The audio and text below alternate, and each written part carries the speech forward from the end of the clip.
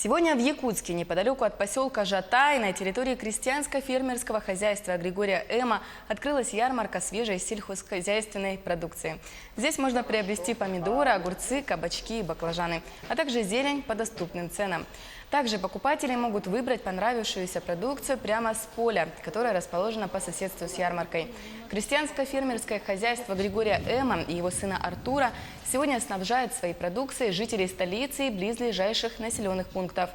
Территория хозяйства, которая когда-то начиналась с одной теплицы, занимает сейчас площадь более 200 гектаров.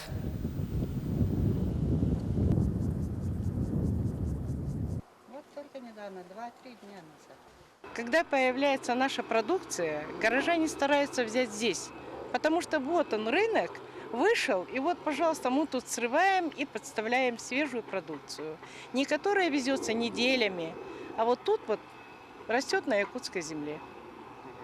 Ну, то есть хорошим спросом пользуется, да? Продукция? Хорошим спросом просят вообще всю нашу продукцию, потому что она наисвежайшая.